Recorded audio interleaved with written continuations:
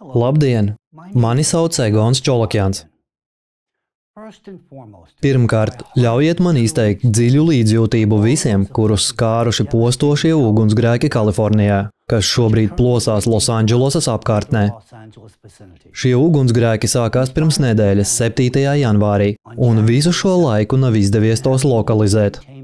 Brīdī, kad ierakstu šo video 2025. gada 14. janvārī, man ir ziņots, ka 5 atsevišķi un savstarpēji nesaistīti vēja izplatīti ugunsgrēki jau ir paņēmuši vismaz 24 cilvēku dzīvības un ir izdedzinājuši Kalifornijai nepieredzēti lielu teritoriju – 40,600 akru apmērā lielās Losandželosas reģionā. Šie ugunsgrēki ir iznīcinājuši veselas apdzīvotas vietas un vairāk nekā 12,000 būvju. Maniem skatītājiem ārpus ASV 40,600 akri ir aptuveni 16,430 hektāru. Kā zinātnieks, kurš regulāri izsakās par tuvojošos klimata situāciju, un kas vēl svarīgāk, kā cilvēks, kurš daudzus gadus dzīvojis Losandželosas apkārtnē, es jūtu līdzi visiem, kurus skārusi šī dabas katastrofa. Katrs mājoklis, katra dzīve, ko ietekmējuši šie ugunsgrēki, tā nav tikai statistika. Tās ir personīgas traģēdijas, kas sāpīgi atbalsojas mūsu visu sirdīs. Vēlos uzsvērt ugunsdzēsēju dienestu varonīgo darbu, kuri riskējot ar savām dzīvībām, nenogurstoši cīnās ar stihiju gan dienu, gan nakti. Pateicoties viņu pašaizliedzīgajiem centieniem, ir novērots zināms progress uguns ierobežošanā. Tomēr ārkārtīgi sausie laikapstākļi un spēcīgie Santa Anna vēji ir radījuši vidi, kas veicina nevaldāmu uguns izplatīšanos. Jo katrs lokalizētais perēklis gandrīz acu mirklī atjaunojas vēja pārnesto degošo dzirksteļu dēļ. Pašreizējo ugunsgrēku bezprecedenta intensitātes cēlonis neapšaubām ir eksponenciālais dabas katastrofu pieaugums globālā mērogā. Ar dziļu nožēlu esmu spiests atzīmēt, ka šī dabas katastrofa ir tikai sākums postošiem procesiem, kurus mēs piedzīvosim tuvākajā laikā. Brīdinājumi, kurus es izteicu pagājušā gada beigās, diemžēl netika pienācīgi ņemti vērā. Tāpat kā tās, ko mēs iepriekš teicām par to, ka ugunsbīstamie apstākļi pastiprināsies. Alatra kompleksais klimatiskais modelis viennozīmīgi norāda uz tendenci, ka turpmākajos gados vēja aktivitāte pieaugs.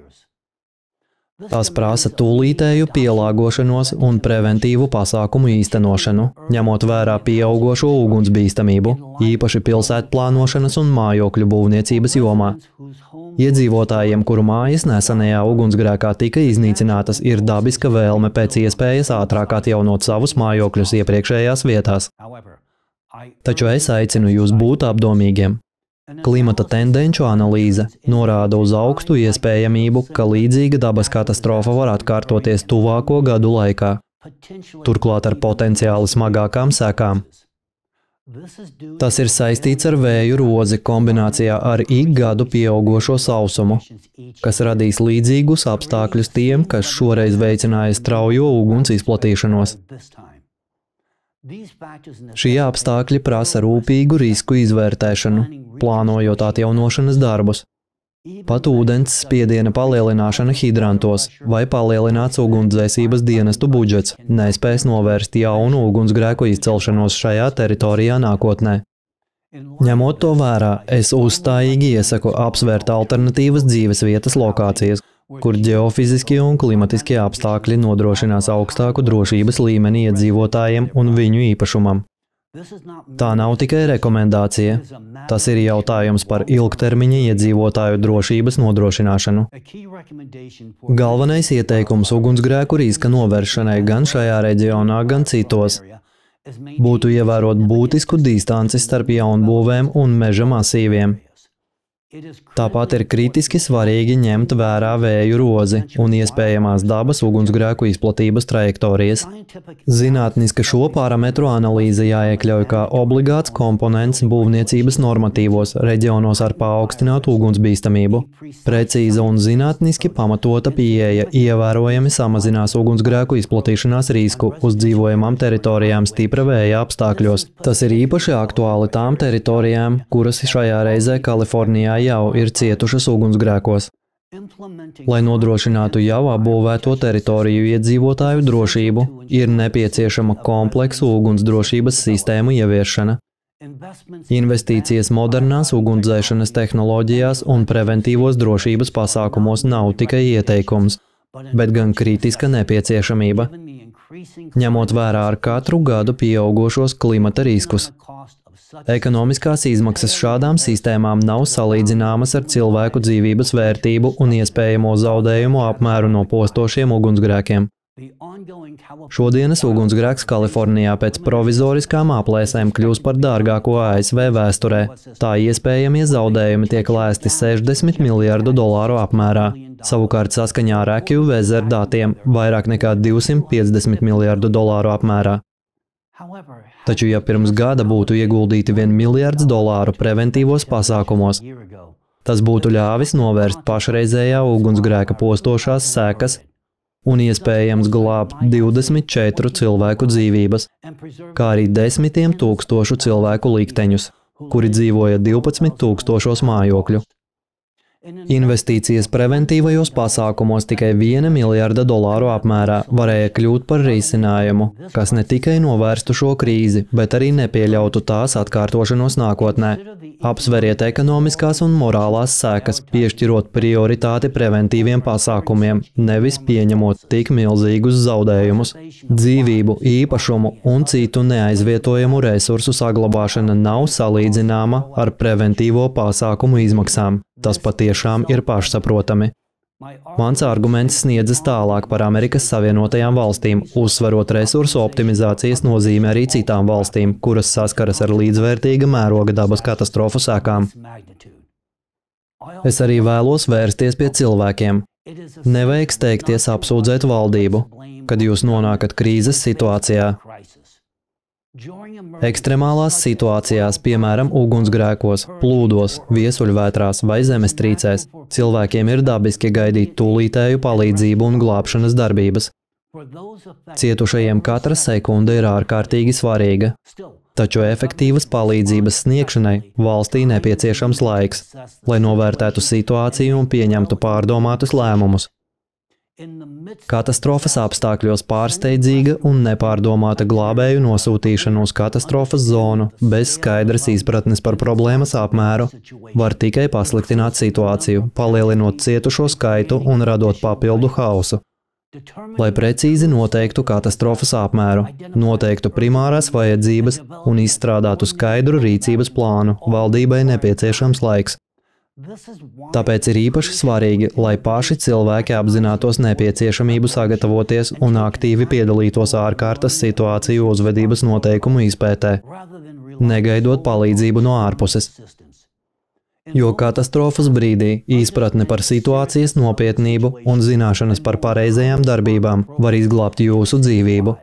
Panika un nepārdomātas darbības bieži noved pie traģēdijas. Piemēram, kad cilvēks nonākot ugunsgrēka zonā, metas atpakaļ mājās pēc mantām vai dokumentiem, vai laikā, kad ir plūdi cenšas glābt automašīnu, viņš pakļauj savu dzīvību nāvējošiem draudiem. No malas šāda rīcība šķiet neracionāla, taču pašam cilvēkam materiālās vērtības var aizēnot apziņu par draudiem. Šāda risku neapzināšanās vai to nenovērtēšana kļūst par kritisku problēmu. Ir svarīgi saprast, ka cilvēka dzīvība ir augstākā vērtība. Apzinoties šo vērtību un zinot, kā rīkoties kritiskā situācijā, var glābt ne tikai savu, bet arī citu cilvēku dzīvības. Kad cilvēki ir gatavi ārkārtas situācijām, viņi rīkojas racionālāk. Viņi ir mazāk atkarīgi no ārējās palīdzības, kas lai arī nepieciešama, taču bieži nepienāk uzreiz. Katram pilsonim vajadzētu laikus sagatavot ārkārtas situāciju komplektu. Nelielu mugursomu, kurā ir svarīgākie priekšmeti, piemēram, dokumenti, skaidra nauda, sauss apģērbs, sega, medikamenti, ūdens pudele un ilgstoši uzglabājami pārtikas produkti. Šāds komplekts nodrošinās pamata vajadzības pāris dienām ārkārtas situācijā. Ārkārtas mugursomai jābūt ērti lietojamai, aizņemot minimālu vietu un, ja iespējams, jāiekļauj glābšanas vestes funkcija. Šāda sagatavošanās, ko nav grūti īstenot, var ievērojami palielināt izdzīvošanas iespējas un samazināt riskus dabas katastrofu laikā. Es atgriezīšos pie drošas pilsētu plānošanas jautājuma Kalifornijā. Vēlos pievērst jūsu uzmanību nesenajai seismiskajai aktivitātei. Šī gada janvārī jau notika 3 zemestrīces gar San Andreasa lūzumu tieši pie San Francisco rietumu piekrastes, no kurām lielākā bija ar magnitūdu 3,7. Neskatoties uz nelielo spēku, tas izraisīja trīces San Francisco pilsētā. Šie notikumi radīja diskusijas par to, vai šīs zemestrīces nav priekšvēstneši lielākai zemestrīcei gar San Andreasa lūzumu, kura ir atkārtošanās intervāls no 100 līdz 300 gadiem. Pētnieki uzskata, ka nākamā spēcīgā zemestrīce gar šo lūzumu varētu notikt tuvākajos gados. Paskatīsimies, kā es varu to komentēt. Iepriekš pieminētās 3 zemestrīces iedaras kopējā tendencē, kas norāda uz pieaugušo seismisko aktivitāti gar Klusā okeāna ugunsloku. Šī aktivitāte ir pieaugusi vairāk kārt kopš 1995. gada. Īpaši redzama ir zemestrīču skaita palielināšanās ar magnitūdu virs 3. Mēs jau esam runājuši par šo tēmu daudzas reizes un turpināsim to darīt.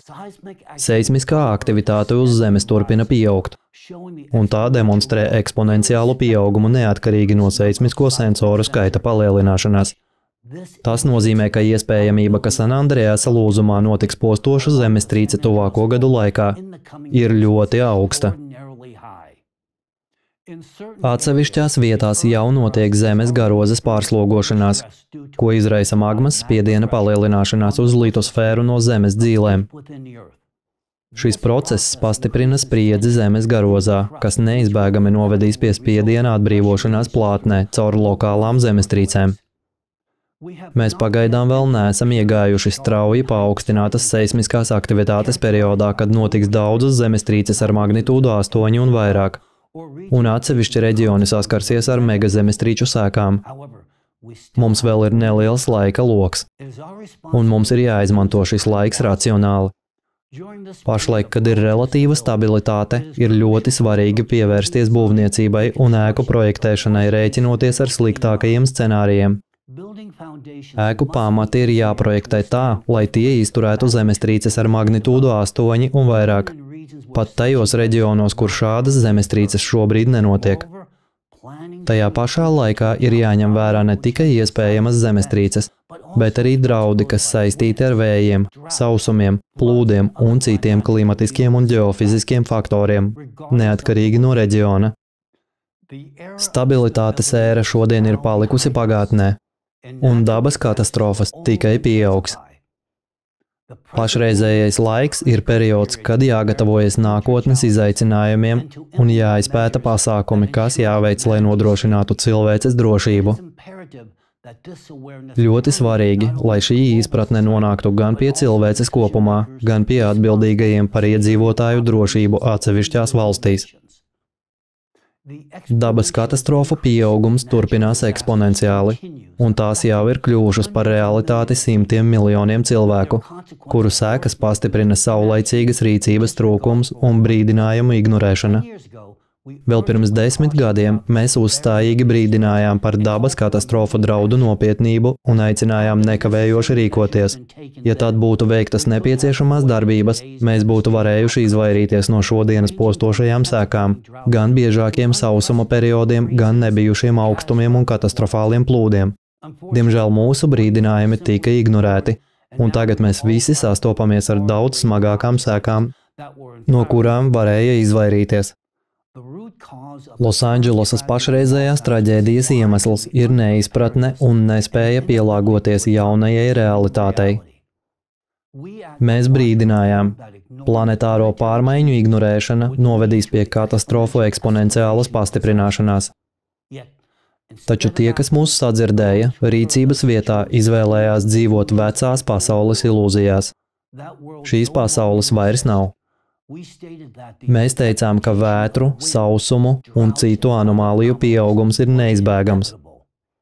Tomēr mūsu brīdinājumi netika ņemti vērā, un mūsu prognoze, diemžēl, apstiprinās ar katru jaunu notikumu. Var rasties jautājums, ja visi runā par globālām klimata izmaiņām, tad kāpēc tieši mūsu brīdinājumi atbilst notiekošajiem notikumiem? Iemesls ir tajā, ka visi pašreizējie klimata modeļi, izņemot mūsu, vairs nespēja efektīvi prognozēt tās parādības, kuras jau tiek novērotas realitātē. Pirms nedēļas klimatologi ziņoja, ka 2024. gadā vidējā temperatūra uz Zemes pirmo reizi paaugstinājās par vairāk nekā 1,5 grādiem pēc Celsija, salīdzinājumā ar pirmsindustriālo līmeni. Pasaules meteoroloģijas organizācijas sniegtie dati ir papildu pierādījums tam, ka pasaule ieiet bīstamā zonā daudz ātrāk, nekā tika prognozēts vēl pirms dažiem gadiem. Pēdējie pētījumi atklāja nopietnas atšķirības starp plaši zināmo klimata modeļu prognozēm un reālajām klimata pārmaiņām. Tagad tas kļūst acīm redzams arī pašu modeļu autoriem. Piemēram, Kolumbijas Universitātes klimatologs Kais Kornhubers ar kolēģiem konstatēja, ka visos apdzīvotajos kontinentos ir parādījušies karstie punkti, kur karstuma viļņu intensitāte un biežums ievērojami pārsniedz to, ko prognozēja esošie modeļi. Šis pētījums, kas publicēts 2024. gada novembrī, tā arī saucās Globālā reģionālo karstuma viļņu rašanās pārsniedz klimata modeļu aprēķinus. Cits aktuāls pētījums, ko veikuši Aleksandrs Gotlibs un Justins Mankins no Dārtmutas Universitātes, atklājis, ka reģionos, kuros dzīvo trešdaļa cilvēces, faktiskie temperatūras rekordi būtiski pārsniedz klimata modeļu prognozes. Īpaši izceļas globālais temperatūras pieaugums no 2023. gada vidus līdz 2024. gada jūnijam, ko pēc NASA Godārda kosmisko pētījumu institūta direktora Gevina Šmita teiktā, mūsdienu modeļi nespēja adekvāti izskaidrot. Klimata pārmaiņu modelis, kuru mēs daļēji prezentējām platformā Lātra pirms 10 gadiem, nesen tika papildus publiski atklāts ievērojamā, bet nepilnā apmērā. Atsevišķi modeļa aspekti paliks konfidenciāli, jo tie nav kritiski svarīgi, lai izprastu notiekošos procesus kopumā. Mūsu modeļa būtiskākā atšķirība un unikalitāte slēpjas visaptverošā pieejā, kas ņem vērā plašu savstarpēji saistītu faktoru spektru. Ne tikai klimatiskos, meteoroloģiskos un atmosfēras, bet arī ģeofiziskos, ģeoloģiskos, okeanoloģiskos un kosmiskos parametrus. Šodien pilnībā apstiprinās mūsu prognozes par seismiskās aktivitātes pieaugumu gan Zemes garozā, gan dziļfokusa zemestrīcēs, anomālām vulkāniskās aktivitātes izpausmēm, supervulkānu aktivitātes pieaugumu, izmaiņām okeāna straumēs un okeāna sasilšanu. Tā rezultātā novērojama anomāla viesuļvētru pastiprināšanās, straujāka vēju pātrināšanās un ugunsgrēku izplatības zonu paplašināšanās. Jau 1995. gadā mēs paredzējām ievērojamu Zemes elektromagnetiskā lauka vājināšanos, un šodien mūsu prognoze apstiprinās ar polāru blāzmu novērojamu zonu paplašināšanos. Kais Kornhubers no Kolumbijas Universitātes, kuru es iepriekš pieminēju, teica, tam vajadzētu radīt satraukumu, ka mēs pašlaik virzāmies uz pasauli, kurā esam sasnieguši mūsu fiziskās izpratnes robežas par Zemes sistēmu. Pateicoties visaptverošai zinātnisko pētījumu starpdisciplinārai pieejai, Alatra spēja ievērojami paplašināt izpratni par procesiem Zemes sistēmā. Pētījumu pamatā bija datu apvienošana no dažādām zinātnes nozarēm, daudzfaktoru modelēšanas izmantošana un iegūto rezultātu rūpīga verifikācija. Daudzu gadu pētījumi ietvēra detalizētu analīzi par dažādu ģeofizisko, klimatisko un planētu procesu savstarpējām saiknēm. Mūsu starpdisciplinārā pieeja, kas izgāja ārpus šauru zinātnisko specializāciju rāmjiem, sākotnēji saskārās ar skepsi zinātniskajās aprindās.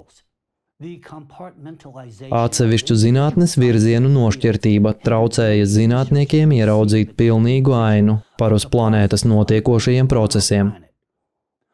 Šodien pašreizējie anomālie novērojumi un mērījumi visās Zemes sfērās apstiprina mūsu prognožu precizitāti un izvēlētās pētniecības metodes pareizību. Piemēram, mēs novērojam divas pretējas tendences.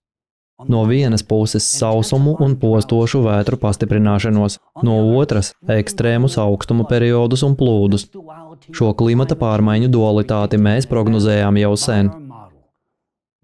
Alatra modelis pilnībā apstiprinās ar visām šobrīd novērojamajām anomālijām, par ko projekta brīvprātīgie runā jau 10 gadus. Ja Alatra klimatiskais modelis turpinās apliecināt savu precizitāti, mūsu cilvēces nākotne izskatās visai drūma. Notikumi Losandželosā ir tiešs rezultāts mūsu brīdinājumu ignorēšanai par gaidāmajām eksponenciālajām klimata pārmaiņām. Jau 2018. gadā mēs prognozējām ekstremālu laikapstākļu pastiprināšanos ASV. Ir vērts atzīmēt, ka 8 no 10 lielākajiem ugunsgrēkiem Kalifornijas vēsturē notikuši pēdējo 5 gadu laikā, kas apstiprināja toreiz izteikto prognozi par katastrofu pieaugumu ASV. Pašreizējo situāciju varēja novērst, ja uz brīdinājumiem būtu reaģēts laikus. Tomēr pieķeršanās novecojušām pieejām un nevēlēšanās pielāgoties jaunajām planētas realitātēm ir novedušas pie katastrofālām sekām. Es vēlreiz uzsveru, viss, kas šobrīd notiek Losandželosā un turpina notikt visā pasaulē, ir tiešas sekas tam, ka mūsu brīdinājumi netika sadzirdēti. Ja jūs atkal ignorēsiet signālus un brīdinājumus, par kuriem runā Alatra, sekas būs vēl traģiskākas. Pasaule ir radikāli mainījusies, un iepriekšējās metodes cīņai ar dabas katastrofām vairs nav efektīvas. Es jau savā iepriekšējā video uzrunā brīdināju, ka dabas katastrofu intensitāte pieaugs un iedzīvotājiem ir jāgatavojas šai realitātei. Diemžēl mani vārdi netika ņemti vērā, un tagad ir cietuši cilvēki. Šī traģēdija ir tiešas sekas tam, ka cilvēce atsakās pieņemt patiesību. Lai pasargātu sevi un savus tuviniekus, iemācieties uzklausīt tos, kas brīdina par problēmām un piedāvā risinājumus. Iemācieties klausīties gudrus cilvēkus jūsu pašu drošības labad. Šobrīd mēs esam vienīgie pasaulē, kas atklāti brīdina par draudošo magmatiskā pavārda pārāvumu Sibīrijā, kura mērogs var pārsniegt pašreizējos notikumus Losandželosā miljoniem reižu. Šī katastrofa ietekmēs ne tikai reģionālo, bet arī globālo planētas klimata līdzsvaru. Ja mūsu brīdinājumi atkal tiks ignorēti, tad mani māc bažas par cilvēces nākotni uz šīs planētas. Šobrīd Sibīrijas pavārda kontrolēta degazācija, ko mēs piedāvājām jau pirms 10 gadiem, ir labākais risinājums gan draudošajai magmatiskās krīzes problēmai, gan klimata un ģeodinamisko dabas katastrofu stabilizācijai. Kā speciālists ar kvalifikāciju vulkānisko sistēmu plānveida degazācijas jomā, es atbildīgi apliecinu, zinātniskie pētījumi apstiprina, ka mēs esam tehniski spējīgi īstenot plānveidīgu un kontrolētu degazāciju, taču ir ārkārtīgi svarīgi sākt rīkoties pēc iespējas ātrāk. Degazācijas veiksmīga norise ir tieši atkarīga no darba uzsākšanas termiņiem. Jo agrāk tiks pieņemts lēmums par tā realizāciju, jo lielākas ir izredzes uz efektīvu izpildi. Tomēr galvenais izaicinājums ir tas, ka šāda vērienīga projekta veikšanai nepieciešama daudzu valstu saskaņota sadarbība. Bez šādas sadarbības var tikt zaudētas iespējas efektīvi mazināt šīs krīzes sekas. Es vēlētos, lai mani sadzird. Sekmīga Sibīrijas pavārda plānveidīgas degazācijas projekta realizācija var nodrošināt cilvēcei drošu attīstības perspektīvu nākamajiem 250 miljoniem gadu. Lai saprastu, cik tas ir daudz, pietiek paskatīties uz progresu pēdējo gadsimtu laikā. Cik strauji mēs esam attīstījušies no pirmā tvaika dzinēja radīšanas līdz kosmiskajiem lidojumiem, no pirmās radio pārraides līdz mūsdienu kvantu datoru tehnoloģijām. Ja skatīt vispār pieņemto zinātnisko uzskatu, ka saprātīga cilvēku civilizācija radās 10 000 gadu atpakaļ, tad līdz pirmajam tvaika dzinējam pagāja 9712 gadi, bet no tā līdz pirmajam kosmiskajam lidojumam tikai 249 gadi. Savukārt no pirmā skaņas signāla nodošanas līdz pirmajam iPhone pagāja tikai 132 gadi. Ar ilgtermiņa drošas attīstības perspektīvu cilvēces potenciāls kļūst praktiski neierobežots. Iedomājieties, ko mēs varēsim sasniegt kā civilizācija evolūcijas gaitā, ja mums pietiks prāta un cilvēcības, lai izcīnītu laiku cilvēciskās sabiedrības progresam. Vai ir vērts par to cīnīties? Manuprāt, ir vērts, jo nav nekā vērtīgāka par cilvēka dzīvību. Galvenais cilvēces drošības jautājums nav tik daudz saistīts ar starptautiskās sabiedrības tehniskajiem izaicinājumiem, īstenojot plānveidīgu Sibīrijas pavarda degazāciju, cik ar spēju pārvarēt politiskās domstarpības starp valstīm, lai realizētu tik vērienīgu projektu. Man un maniem kolēģiem joprojām ir šaubas par to, vai cilvēce spēs saulaicīgi pārvarēt šo politisko barjeru. Šī iemesla dēļ mēs aktīvi izskatām alternatīvas pieejas un meklējam citus iespējamos risinājumus. Tomēr, cik man zināms, neviens līdz šim nav piedāvājis tikpat efektīvu, uzticamu un fundamentālu veidu, kā atrisināt planētas klimata un ģeodinamisko krīzi, kā plānveidīgas un kontrolētas Sibīrijas pavarda degazācijas īstenošanu. Kāpēc šis risinājums šobrīd šķiet vienīgais iespējamais? Magmas uzsilšanas un izplešanās procesus, kas norit Zemes iekšienē, papildu enerģijas saņemšanas rezultātā, var kontrolēt ar vadāmu degazāciju. Kad planēta deformējas no iekšējā spiediena, vienīgais saprātīgais risinājums ir mazināt spriedzi Zemes garozā, tajā zonā, kur magmas spiediens ir vislielākais.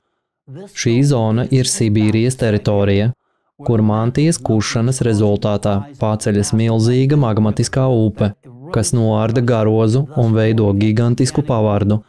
Šīs pavards izkausē garozu un rada uz to milzīgu spiedienu no apakšas uz augšu. Šajā īsajā laika sprīdī, kamēr es ar jums runāju, iedomājieties, cik daudz cietās garozas ir izkausējusi šī magmatiskā upe, kas plūst no mūsu planētas šķidrā kodola apgabalā zem Sibīrijas. Proti pārvērta daļu cietās garozas šķidrā, uzkarsētā stāvoklī, veidojot pastāvīgi augošu pavardu. Lai būtu saprotams, paskaidrošu. Pa šo īso brīdi šajā pastāvīgi augošajā pavardā siltumenerģijas kļuva daudz vairāk, nekā izdalījās Kalifornijas ugunsgrēkos. Iedomājieties, kas mūs sagaida, jo šīs pavards turpina augt ar katru sekundi, uzkrājot milzīgu enerģijas daudzumu. Ja mēs veiksmīgi īstenosim plānveidīgu degazāciju, mēs varēsim pārvarēt šo bīstamo ģeoloģisko izmaiņu periodu, kas ir daļa no 12,000 gadu planētas katastrofu cikla. Šis plāns nav balstīts uz minējumiem, bet gan uz nopietniem zinātniskiem pētījumiem. Es apzināti neiedziļinos detaļās, jo šī informācija jau vairāk kārt tika izklāstīta manās iepriekšējās video uzrunās un video, ko veidojuši Alatra brīvprātīgie. Kā speciālists es vēlos uzsvērt, ka plānveidīgas degazācijas process prasa rūpīgu iepriekšēju sagatavošanos, kuras ietvaros jāveic visaptvaroši pētījumi, detalizēta modelēšana un tehniskās dokumentācijas izstrāde. Šāda mēroga projekta realizācija ir daudzpakāpju process, ko nav iespējams īstenot viena kalendārā gada laikā. Katrs posms prasa skrupulozu zinātnisku pieeju un iegūto datu rūpīgu pārbaudi. Es vēlētos piedzīvot to laiku, kad cilvēce kļūs par liecinieku jauniem izciliem zinātniskiem sasniegumiem. Kā pētnieks es skaidri saprotu, ka, lai sasniegtu šo mērķi, ir nepieciešama starptautisko pūliņu konsolidācija un stingras politiskās gribas izrādīšana globālo problēmu risināšanā. Šis mērķis nav balstīts uz ideālistiskām ilūzijām, bet gan uz izpratni par milzīgajām esošā pasaules zinātniskā potenciāla iespējām, kas var tikt realizēts, ja tiks apvienota visa zinātniskā kopiena. Bet vai mums pietiks tieksmes pēc dzīves un saprāta? Vai mēs kā cilvēce spēsim pārvarēt vienkāršās politiskās domstarpības, lai saglabātu dzīvību uz šīs planētas un nodrošinātu nākotni mūsu bērniem? Es uzdodu šo jautājumu katram no jums.